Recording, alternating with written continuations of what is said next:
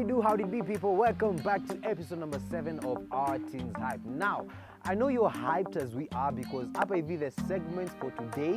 What will you tell them, Koi? The segment of today is just bangers upon bangers. This is something that you cannot afford to miss. And especially even from our HYP'D Talk to topical discussions, as in laying them down, I just can't wait for the episode. Now, introduce them to our next segment. So guys, the next segment is the trend, so let us just go right into it.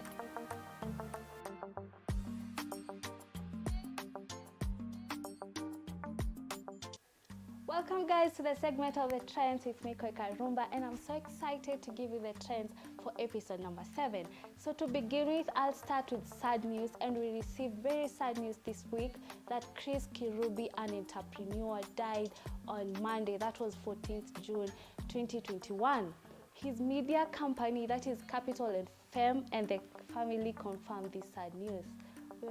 We give our condolences to the family and may he rest in peace. My second trend is about Vera Sidika. I know, yes, I mentioned her on our last trend, and also she's here on this other trend. So this time, she announced the great news to the fans, and she went ahead and said, "An adventure is about to begin. I love you so much, my husband at Brown Mauzo 254. That is what she wrote, and we are so happy and we cannot wait. So my very last trend this week is about an actress, Sandra Dacha. She was in Antiboss as Ciprosa.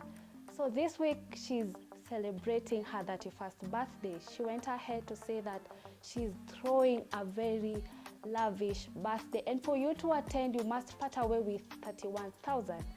So most of our fans assured her to attend, and some complained, but let us see what is to come. So that is all for the trends this week. See you on episode number 8.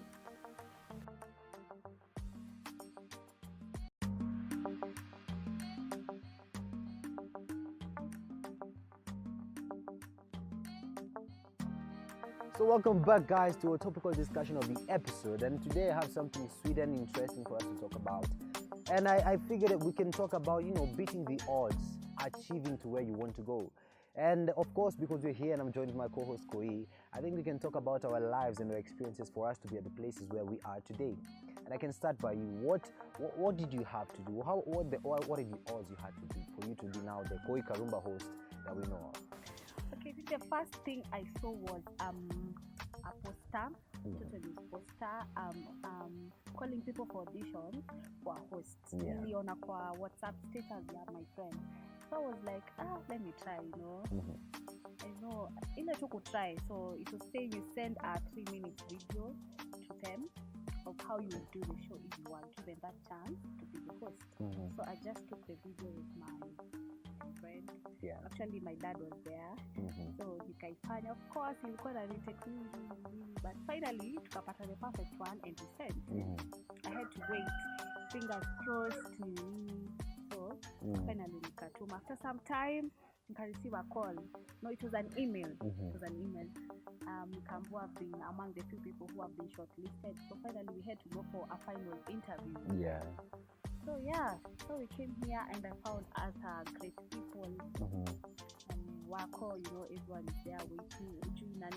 Because at the end of it all, they only needed 2 people, a guy and a lady. So we were there. I think we were 3 girls and 3 boys. So you can get interview, of course, shaking. I found very nice. Hata sijaipata nice interviewers like that. Walikuwa poa, so nikauliza maswali, and again I had to go with a practical one, which I was not prepared for. So that is what I did, and they told me, "Sawa, you go, we will get back." So again after some time, nikapata a call, and I was like, "Yay, finally." You've gotten it. I mean, my story is kind of the same actually, nothing different, and how we managed to get at the place we are now, being the host, finding doing the interviews and stuff, and I'm sure hundreds were there, but we still got to where we are. But now, what I want us to focus mainly on is the mindset. Because if I can start with me, it's not easy. It's not easy even being in the social media world and where the cameras and stuff. It's not easy. You have to have a strong mindset. Like I've done some auditions. I've gotten some. I've done acting. I was in YouTube. Like I've done a lot of things. And even this, and all of them have discouragements. And actually, imagine one I had gone to, I was told that there is no role that suits me.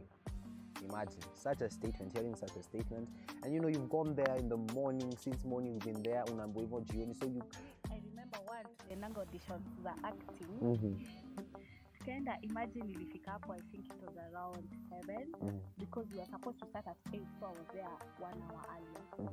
Hiyo auditions ilikuwa na watu. Yeah, zinakuanga I'm telling you, ilikuwa hata sijui because mimi nilifika hapo and I never got a chance to audition. Whoa. Ile tu unaona mtu amefika sasa but amesha audition and you're like, hey, so these guys already planned. At the end of the day, tulikuwa at hapo 8 at night na bado sikuwa ni audition. So it's normally stressful, but then again, we are still at the place we are. And that's what I'm talking about, the mindset. So for you, okay, for me I can say it's a strong mindset. Like not looking at the distractions and not looking at the failures, because failures are going to be there. But normally look at them as stepping stones. I normally love a saying that is normally said, that when you hear a no, don't take it as a rejection, but take it as a step to your yes. So for you, what kept you going through? Mine was a different story because mimi sikuwa najibelieve. I used to not see myself that I can be in front of a camera hosting. Yeah. But my dad was there and he said, make it. After your time nikienda kufanya hiyo video, like he was telling me, practice, see? Because I was not believing in myself as much as he was believing in me. Yeah. So I think for you to be fair, you have to first believe in yourself. That's true. Something that is more important. Yes, then start working towards it, fishing for those posters. Of course, with the pata opportunity kama hujaitafuta. So if they start fishing for them to see where they are calling for auditions, for interviews. Yeah, that's a really good point, because you were talking about how your dad was there to support you. For me, I went through a process where for me to enter into the social media world, because I've been there for some time, being in YouTube and all this stuff, finding people who are saying the naysayers, like you're doing something and then people are like, hiyo si yako, haikukai, like people, and they're so invested in telling you how impossible it is, but they don't even have any, like they don't even add value to your life. Because if I look at myself now, hakuna venye tunasaidiana now at that time.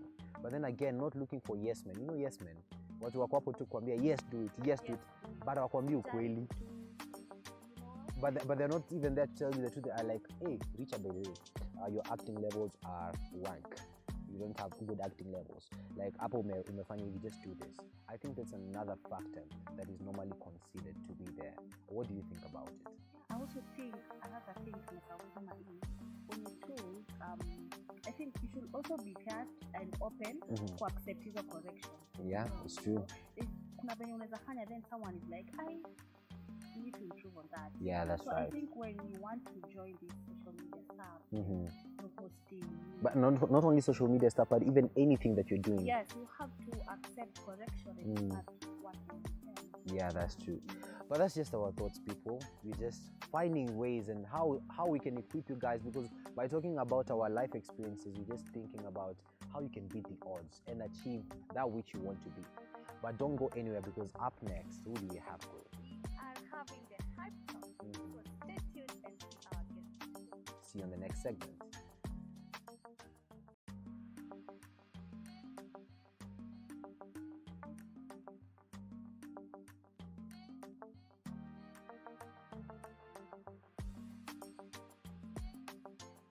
Wadau, welcome so much and welcome to our favorite segment. Now wase mnajonga hii HYP'D Talk hapa hivi, we have so much in store. Na leo hapa hivi I'm joined by one exceptional artist that sijui nianzie wapi. Na ako hapa hivi kutuwakilisha na kuwakilisha hapa hivi, and the one and only artist is Moji Short. Now before tuanzie now, I want you to tell our audience who's Moji Short. Moji Short ni nani kama? Moji Short baba anaitwa James Moya Mukige. Ni kijana mfupi aliyezaliwa Nairobi Kawangware, akagrow up Gando hapa hivi Ngong Road. Akasomea Ngong Forest Primary School na Senior Chief Koinange, na akasomea College East Africa School of Media Studies, na amekuwa akiimba kwa miaka kadhaa kwa sasa. Ako na bibi mmoja Sasa kwanza hata tutakuja hapo. Yeah man. Endelea. Na hivyo tu tunaendelea. Nimepiga intro kama pastor. Sio nimeona. Nimeona mwakilisha kanisa. Kabisa. Lakini nimesikia ni Mukike. Kwa hivyo ni modo wa nyoba. Mimi ni modo wa nyoba. Modo wa nyoba. Inside, yeah. Kwa hivyo sasa huyo ni James Mukike. Yeah. Tunataka kujua Moji alitokea wapi? Moji Shot Baba alitokea because James Moya alipata interest ya muziki akiwa late primary school, early high school, na akaanza kurap, akaanza kuimba, then nikamikio decision nitakuwa msanii, and that's when Moji Shot Baba was born. So utafuta jina ambayo inaweza akilisha my personality as an artist, inaweza akilisha art yangu yenye vile napendaga kuipresent, and that's how Moji Shot Baba was born. Na hapo ndio sort of birth of Moji Shot. Yeah. Na hiyo process imekuwa rahisi? Hapana. Transit from James Mukike to Moji Shot. I don't think hiyo ilikuwa, well, unajua kwanza nilikuwa Keleta Katifu before nikue Moji Shot Baba.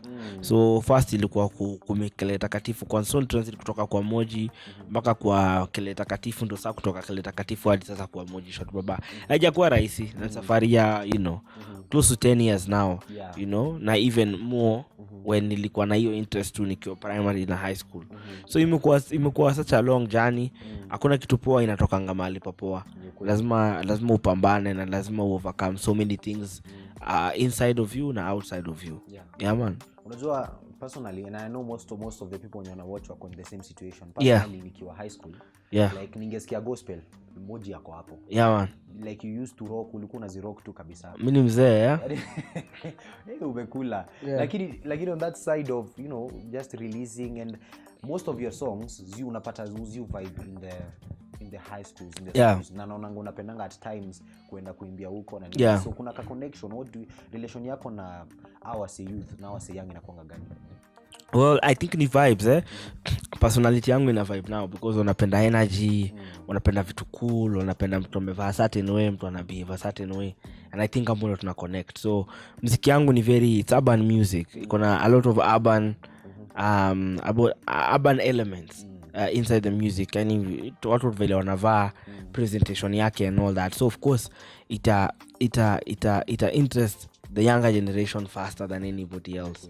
Yes, sometimes ina interest even watu wadogo sana, cause now wengine watu wana like to the presentation. So that's the reason. As you enda again, just cause hiyo muziki ina target sana, so tunaenda kwa hizo high schools kufanya high school missions, kuongea nao and stuff like that, perform these songs to them. Na nilikuwa nimetaja because hata watu wa high school sana nilikuwa nimetaja Gigaton gospel. Lakini ukakataa. But mimi naona like this kind of, because unajua gospel zamani tulikuwa tunajua gospel venye iko, that is inajulikana na kila mtu, and every generation wanaweza imba. Unaona saa moja akakumbuka kuja na nyingine, wewe akina Timeless imka kama na nyingine iko na so nikasema Gengeton. So hiyo motivation ilikuja wapi? And first of all, nikikataa Gengeton, I have nothing against well, see I have nothing against, I'm not attacking. I'm against so many things zenye ziko ndani ya Gengeton, lakini si ati niko na shida yote na watu wenye wanaimba Gengeton. Ni vile tu mimi sinanga titles. Mtu ajisikia nimeka any title kwa muziki yangu ama kwangu. Mimi tu ni Moji Shot Baba na muziki yangu ni gospel. And that's it. So sometimes itakuwa reggae, sometimes itakuwa raga, sometimes itakuwa anything. So sikuangi na box. So mimi nitatumia any aspect of my music kutry to reach out to the people. Na that's why tunaipresent give when you present. You try to reach as many people as possible, especially people like us. Especially wase wako kwa mtaa kama sisi, wase wa young kama sisi, even younger. Lakini unaona sasa, your field yenu, niliona ulianzisha like another trend of another kind of music. One that mtu akisikiza lazima, especially the youth, lazima tu vibe nayo, hata lazima vibe nayo. So hiyo motivation, because unajua wakati mbeleni haungewahi kuwa na kitu ili kupush into that. Ungesema acha nifuate mtindo. But unaona ukaamua kuingia. So hiyo influence ilitoka wapi?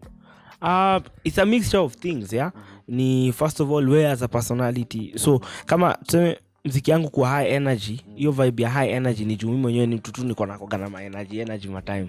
Alafu sasa pia like sounds, lazima uangalie sounds zenye ziko kisasa, uchukue dunia mzima uone nini wase wanasikiza, so unaichanganya. So I guess hiyo ina come from my personality, ina come from kutafuta certain uniqueness. Lazima pia utafuta certain uniqueness, because if if we are all the same, then nobody stands out, and if you don't stand out inamaanisha you're not effective.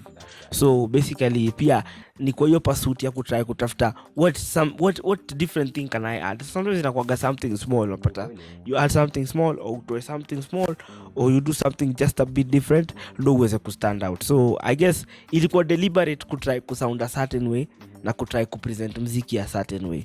Yeah. Na hapo mbeleni ulikuwa umesema moja ya hiyo transition haikuwa rahisi. Yeah. Ukasema kumekuwa na two challenges. Yeah. Unaweza tu highlight maybe hizo challenges ya wewe kuingia into this gospel na challenges umepitia? I think challenges ni mob. As you're starting, lazima first of all sitasema kujiamini, but rather ndasema kuamini kenye God ameweka ndani yako. Sometimes inakuanga hard. Maybe vitu zinakuambia vitu mob sana. Nakwambia wewe ni mrefu sana, wewe ni mfupi sana, mali umetoka mtu hawezi fanya kitu kama hiyo. So first of all, overcoming any and silencing any voice yenye inatoka from anybody ama from within yourself, that's one of the biggest challenges una face. And then unaanza kumit sasa zile za kawaida, lack of platform, lack of money, because unahitaji a lot of resources kutoa muziki, patience ya kungojea, kwa sababu anything good pia again haitatengenezwa na one day. So one of the biggest challenges pia ni kukuwa patient na kungojea na kuact tirelessly as you wait for things to pan out vile unataka zi pan out, na sometimes that takes years, you know. So kumekuwa na so many challenges along the way. Sometimes unapata unapata a bit of success, maintain pia ni challenge. So every level yenye unagonga, there have been different challenges zenye zinakam. Yeah. Na nini imekusaidia stay strong? I think yenye imenisaidia, one ni always having a clear vision ya mahali unataka kwenda. Kama hujui mahali unataka kwenda, inamaanisha utasimama mahali popote, utakuwa distracted na anything. Inamaanisha unaweza give up na safari juu hujui mahali unaenda. But kama unajua mahali unaenda, unaweza tell how far you are ama how close you are to the destination yenye unaenda. So for me, knowing my vision and it being clear imenisaidia sana, because imenisaidia pia kujua nani nitaweka around mimi, ni nani, ni akina nani nitahitaji mtu aina gani kuni encourage kufanya certain things. So I guess accountability, having good accountability, knowing my vision, and of course just staying focused. Yeah. Na kwa hiyo zone ya kujua ni nani utaweka, ni nani utatoa. Najua hiyo sakoli ya marafiki sasa hapo ndo kazi inakuwa. Sure. Na so kwa hiyo jani yako kuna wenye saa hii unaweza sema yenyewe umestand strong na wewe kwa hizo miaka umesema more than 10 years. Umekuwa kwa industry. Sijakuwa kwa industry 10 years. Nimekuwa kwa industry kama maybe 7 years now. 7-8. Because niliingia vizuri ka 2012 hivi, maybe 8 hapo. So kunao wase wengi sana. Kuna wale pia tumekosa kukua poa over time, but again life ni lesson, learn from your mistakes na from kukosewa and stuff like that. So kumekuwa na watu wenye tumekuwa nao wasi wengi sana, producer, you know, fellow artists, wase different, and even graphic designer. Kama niko na graphic designer mmoja tumekaa naye for a long time. You see, kumekuwa na wase wengi sana. Kwa hivyo kukosangi watu wenye watakuwa hapo kukusupport regardless ya akukosangi, hauwezi kosa sasa watasimama na wewe, na pia hauwezi kosa sasa watakupiga vita. That's a constant. So kuna hii aspect nyingine ya you know umeingia into this industry. At times hujuangi kenye unaenda kufanya. But wewe already umesema ulikuwa na clear vision unataka kuachieve. And niliona last year niliona ulikuwa I don't know sijui ni male verse of the year. Na bado this year ukakuwa act of the year. Ulikuwa nominated. Na akina Ada Ehi. Na akina Limo Blaze. How's the feeling? Well, ni poa. Unajua hizi vitu I don't think hizi vitu ziko mbaya ukiacha zi get to your head. But ukizi accept as watu wame acknowledge talent yako na wameweza kuidentify that there's something good you're doing. So for me it's actually a very proud moment to be nominated amongst guys who are doing such amazing things across the continent. Ni kweli ukiangalia kina Ada Ehi, Limo Blaze, those are guys wenye wana rock the gospel industry. Sure. And that umesema kitu important sana, umesema as long as ufanye ingie kwa head yako. Now you see kumekuwa na problem, kumekuwa na issue in the gospel industry ya Kenya. Unaona sasa kama wewe umesema like right now uko karibu azim kumaliza decade into the gospel industry. And you're still pushing on. Hata sasa tunaona mangoma zilizatoa still gospel na kutoka hapo. So kwanza take yako inakuanga gani? What normally happens ni unafanya mtu amue kuchange parts? Is it that kuimba gospel saa zingine inachosha or nini huwa inakuja hapo? I don't think there's one answer for every person, because I think different people will do different things because of different things again, because kila mtu akona malengo yake, kila mtu akona whatever. But what I know particular, it's not easy being a gospel artist in this country. A gospel artists are judged harshly and people expect a lot from gospel artists, or for any person who identifies themselves as a Christian, a pastor, worship pastor. People expect a lot from them, and pia sometimes sisi wenyewe unapata inakuwa hard to maintain, so because it's a hard, it's not harder than vitu mingi, lakini ni hard in a way, kwa sababu wasi wana expect to behave a certain way, uongea certain way, utembea certain way, so inakuwa shida. Na I think sometimes inalemea wasi wengine, but si wote ni binadamu, so I wouldn't know what inafanya watu wengi wahame, but I'm sure with time tutajua. Yeah. Lakini sasa wewe, I'm sure ukisema hivyo umezipitia pia wewe. Bado uko hapa, the judgment, what you expect the most from you. Yeah. Wewe bado uko hapa. Yeah, again vile nimekushow, hauwezi tajia msee mwingine, because mimi niko na vision yangu na niko na purpose yangu. So purpose yangu vile imealign itafanya hiyo ndio dictate whatever I do and how I move and what I do daily. So it starts from your vision. So again, I don't know if for other guys the vision has changed or stuff like that. I really wouldn't know. But for me, I think one thing that has really helped me to stick to this gospel or to stick to whatever is that I know that nimeitwa kufanya a certain thing and to achieve it. So hata kama itakuwa ngumu, I'll keep on because sitaki kuabandon my mission. Yeah. Wow, hiyo ni kitu, the clear vision. Yeah. Napenda vile umeshindwa ukitoa. Yeah. To specify the clear vision. Yeah. And now turudi kwa, you had said like, right now you're married to one wife. Yeah, sure. And I'm sure she's one of the people wenye wanna stand strong na wewe na wanaendelea ku help in your vision. Yeah. Ku chip in. Yeah. So how is the going been, first of all? Imekuwa poa. I've only been married for a couple of months or weeks. Imekuwa poa so far. We thank God. Again, life ni all about different stages, Unaanza ukiwa mtoto, unaenda unakuwa adult, unatoka kwa adult, unataka kuwa husband or father and stuff like that. So for me, I'm enjoying moving with the times na kwenda na seasons. So nimeshapiga different seasons, sasa nimeingia hii season ya kumari, so nangoja kuona kenye itatokea, man. Wow, nice. Yeah. Na unajua unaona kasa kina Baha venye aliingisha Mrs. wake mix into his singing and stuff. Yeah. Pia wewe tuna expect kuona Mrs. akikujoin ama maybe anafuata path nyingine. Well, akona path yake, haiko so far from what I do. She's into communication and stuff like that. So in that office ya communication na PR, pia you find some things. Ana create channel yake, kuna channel yake inaitwa Misunderstood on YouTube. Guys can go check it out, and she just launched a devotional book that guys can check out too. So kuimba, I really don't know. Sisema yes or no, but I don't think ni kitu yenye itafanyika. I don't know. I don't know how that looks like. I don't know how that looks like. Sisema yeye ama hapana. Yeah. Oh wow, okay, nice. I think hearing your story na kusikia ile path umefuata, it's really motivating. Asante sana. Kwa sababu mtu hawezi expect, mtu anakuona, at times naonanga watu wanaonanga a certain figure kwa hapa, but they don't, na nataka kwa kama moji, because right now watu wanasemanga kwa kama moji, but maybe ajui ile process umepitia. Yeah. But it is humbling kusikia ile process yote umepitia. Yeah. And now in future niliona saa hii, nilikwambia kutoa roller coaster za mawimbo. Unacheza na gospel, kuna tosha, kuna zingine pia I'm sure unatoa. So niliona mtu ni album visionary. Yes. So is it that we're waiting for an album to come very soon? Album ita come very soon. So guys should watch out. Lakini I think maybe early next year. So saa tutakupiga hii pia acheza gospel. Na more music coming through pia. Hivyo. Wow. Okay, thank you so much. Asante sana Rich waze. Before tuendelee, I just want the people wako hapa, because umetupatia vitu mingi sana. Na umetupatia vitu mingi sana, especially people wanataka kuingia into the industry. I think Kenya tunaweza short na kinyo umesema ni mtu asiingie akiexpect too much.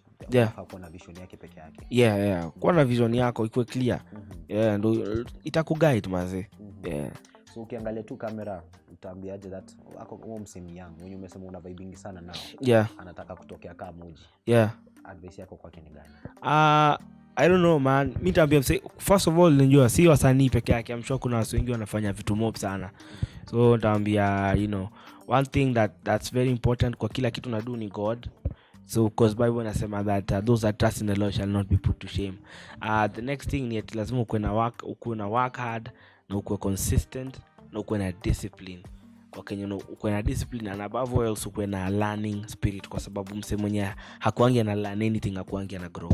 So Mungu mbele, consistency, hard work, discipline and of course ukuwe na learning spirit na in whatever area uko, kama ni msanii, kama unataka kushona nguo, kama unataka kuimba, kama unataka kuandika vitabu and all these things, discipline, hard work, consistency na uweke Mungu mbele. Man. Thank you so much guys. That was Moji for us. Now before tuende, obviously mnakumbuka last time our last episode niliwekea ngoma za kusikiza and one of them was Moji's na ilikuwa tosha. So before tuende into our next segment ya fun and games, Moji yako hapa hivi atatuimbia ka chorus ka hiyo tosha ndio muisikie na muamini kenye nilikuwa na washow and then we can go to the next segment. So Moji, tuimbia ka chorus ka tosha. Tosha. Hiyo imetosha kukosa ka kitu. Tosha hizi mashida. Tosha kulia kila siku. Tosha. Hiyo imetosha. Ting. Big up wase tuona ni fun and games hapo hivyo. Tosha. Hiyo imetosha. Tosha. Hello, welcome back to our fun and games segment. Now hapa hivi niko na show T baba. Wacha tuoneka hapa hivi skill set zake zenye ametuonesha hapo hivyo kwa HYP'D Talk. We want to see and put them to the test kama utawezana nazo. Now contestant, because we're contestant leo solo. Normally tunakuanga na wawili but leo ni wetu hapa hivi. So rules zinakuanga hivi. Ukishinda na swali unasema tu pause na tunaenda nyingine. Lakini ukipata unaisema tu mbio because time pia ina roll, alafu unapata 100 points. Unashinda nini? Kushinda unashinda points zingine hapo wazimu. Points tu? Points tu wazimu. Hiyo ina kitu. Sawa, twende. Haya, acha twende. So, leo nimeamua hapa hivi kuispice up na Moji. Normally inakuanga riddles, inakuanga tongue twisters, lakini nilijua tuko na msanii. So nimechagua ngoma zako za kitambo na kusemea tu 2 words, lazima umalizie. Sawa. Ukipata unapata hizo 100 points. Alright, let's go. Haya, so the first song nimechagua ni Mitumba. Haya. Na the lyrics inaenda hivi. Niko fiti, niko soba, ni matunda ya Goligodha. Okay, hiyo amepata 2 years ago na bado unaikumbuka bro. Man. Okay, fine. Yenyewe inaenda hivyo, niko fiti, niko soba, ni matunda ya Goligodha. So hapo hivyo Moja amepata 100 points. Ni surprising, sikuwa na expect utaweza kukumbuka ngoma ya 2 years ago. But kudos to you, hizo ni 100 points. Lakini acha tuendelee, acha tuone kama utapata. Hii nyingine wacha nione kama acha nisikwambie wimbo. Usianze na line ya mwisho. Usianze na line ya mwisho. Hata sio juu ya hiyo, naanzia na line ya mwisho. Haya, acha twende. Maneno yanajenga na kubomoa. Maneno yanapoteza na kuokoa. Come on. Okay, amepata. Pia hiyo amepata, inananga hivyo. Maneno yanajenga na kubomoa, maneno yanapoteza na kubomoa. Okay, kudos. Hiyo ni mindset nyingine hapo ya kukumbuka memory Sasa ndasawaje na ndaitwa niimbe mahali. Uko na ngoma zingine hapo. Mimi hata nikiamua kufanya zile vitu nimeongea sijui kutoka lini bado siwezi kumbuka. Au game ingekuwa inashindwa kitu juu ningeshinda. Hakuna. Hiyo ingekuwa hata kucheat, ni ngoma zako. But anyway, sasa tunaenda kwa riddles. Yes. Acha tuende kwa riddles tuone kama inaanguka yote na kichwa. Sema basi. Wacha tutagia tusikie hapa hivi. So hapa zinasoma na ngoso. Sababu umenipeleka na swali lakini sasa ninasoma na ngoso. What month of the year has 28 days? Feb. Unasoma umeanguka na kichwa venye tu ulikuwa umesema Moji. Kwani si Feb? Ni zote. Zote ziko na 28. So 0 points. Hapo hivyo like ulikuwa umepata 200 points. Bado umejaribu. Haya, acha tuone this time unaanguka na nini. Wacha tuone kwa ingine basi. What can you keep after giving it to someone? What? What can you keep after giving it to someone? What can you keep after giving it to someone? My heart. Hiyo ni kali. Hata tukupatia 100 points hapo hivyo. Hiyo umefikiria ile answer Google ilikuwa inapatia ni your word, but pia your heart inawezana. Okay, wacha tu tukupatie hiyo ni 100 points. 300 points. Unazifurahisha hapo hivi leo. Okay. Ni chopi bro. Okay, wewe ni chopi hapo naona. Wacha nikupeleke kwa history essay sasa. Twende. Who was the first prime minister of Kenya? Who was the first prime minister of Kenya? It was Jomo Kenyatta. Ona moja anapata zote. Kwani ulikuwa unasoma umefanya nini? Umefanya history? Pass. Pause. Hiyo iko swali. Pause. Hiyo iko swali. But anyway, hizo ndio ziko maswali zetu. Moja amenipeleka mbio hapo hivi leo asije nimeona. Hizo ndio ziko maswali. Kudos to you. Hizo ni 400 points. Yeah, ndio the highest tumepata since tuanzie hii segment ya Fun and Games. Kumake to history. Azima. Unaona hata hizo history zenyewe unazipata. Yeah, so kudos to Moji Shoti. Baba amepata maswali I think almost zote, so ni 400 points. Actually umepeleka segment yetu ya Fun and Games. Yeah man. Agenda hivyo. So thank you. Ajua ni gift na hii mic. Wacha tukibaza setup hivi tutaongea juu ya hiyo. So thank you so much guys for joining us for the Fun and Games segment. So before tuende Moji, juu umeshinda hiyo yote, ambia wasi our audience wetu up next ni movies na music ndio zinakuja. Yeah, you guys mko mkiwatch Teen HYP na Moji Shot Baba na Rich. Na next ni movies na nini? Na music hapo hivyo. Movies na music coming up next. Yeah man, pick up. See you next. Stay locked.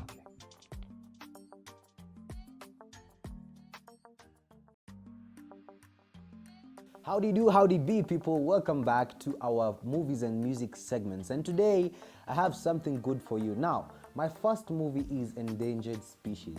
Now, this movie got a lot of reactions and I don't understand why, but for me, I kind of liked it because it couldn't pair the vibes of, the adventure. And I told you guys, I normally love adventure.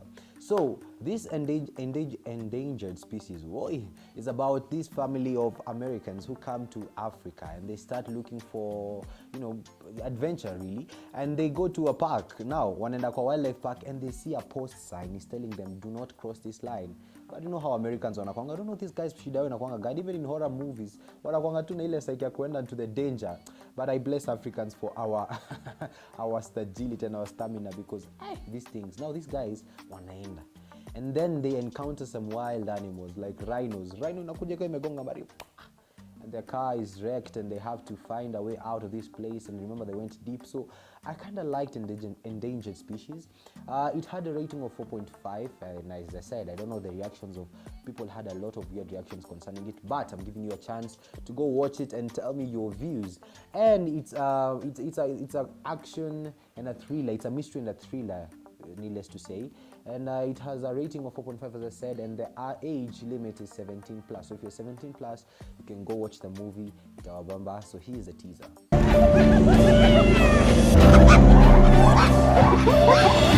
I'm no more equipped to deal with this than any of you. Mom?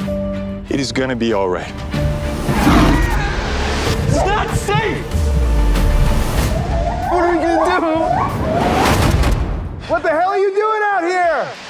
We just need your help. Please call someone. Dad, they're poachers. They weren't gonna help us. Tie them up. We've hunted pretty much everything. You're our first human. The end of your story is easy. Arrogant American family comes to Africa. Africa embraces arrogant American family. 3, 2, 1.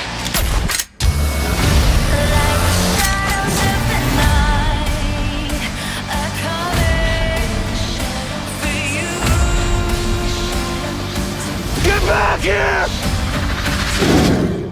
Welcome to the jungle.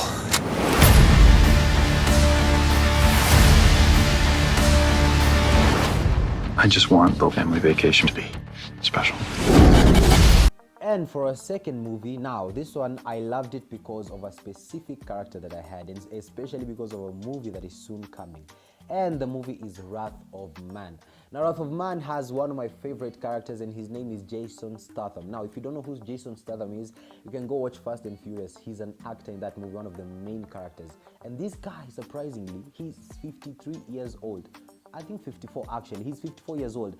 And my guy rock bado action movies, and he has the strength and the stamina, and I was like, wait, this guy, how long is he planning to stay in the industry? Now, he came out with a movie. He's an starring actor in the movie Wrath of Man, and this is an action movie where, you know, he's tailing this cash truck company that is that has done laundering and stuff, and, you know, and these guys have criminals and they go kill his family and stuff, and now he's like looking for revenge.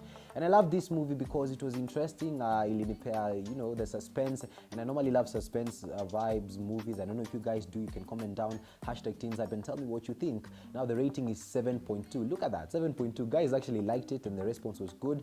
And the age limit is also 17 plus. So if you're 17 plus, this is a movie for you. At night, go watch the movie. Bamba. Get in the truck next time. Sorry, pal.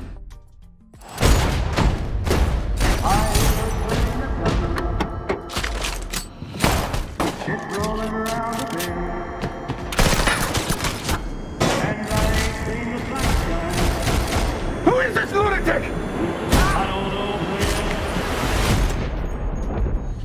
You're right. It's like he wants trucks to get hit. He's not a cop. But if he's not a cop, what is he? A while back, we lost 2 guards, a civilian too. There was an investigation. They still haven't found the scum who did it. You were in an accident. Mama's son. He didn't make it. I need to know who killed my son. The tree has been shook, and it's been shook hard. We've scorched the earth. You started by saying you'd do anything. What I'm hearing is, you think you've done everything. And hopping right into music. Now, my favorite for today, I'll go to abroad and here home. And I'll start with abroad, obviously. It is called Higher Power. And this is one of my favorite group. It's called Coldplay. Now, Coldplay, I remember back in the days, they used to give us hits, and these guys have not yet rested. Bado hawaja retire, they're still doing it. And they came out with one called Higher Power. Now, Higher Power in Bamba, I don't have much to say about it. Just listen to it. It's a masterpiece, Nitawa Bamba. And lastly, coming back home. Now, this guy, nimepeana music yake, I don't know, twice now. But it's because he came out with an album, and his name is Bahati tena. Now, Bahati alikuja na ngoma ingine with Nadia Mukami, and it's called Pete Yangu. Now, one thing about this song, even if you go, when you go listen to it and look at the comment sections, even on YouTube, guys have good response about the song. Like, it has zero nudity, zero insults, zero vulgar, but the song is just good to vibe. It was just released 2 days ago. You can go listen to it. And it's our bamba. I'm just going to give you I'm gonna give you a teaser and just listen to what I'm telling you. When you come up, pete yangu, pete yangu, pete yangu, pete. When you come up, pete yangu. So those are the movies and the music for this episode. I thank you so much for joining me for this exclusive segment. If you want to see more, if you want to hear more, all you have to do is stay connected, because next episode, episode number 8, it's going to be fire. So see you then.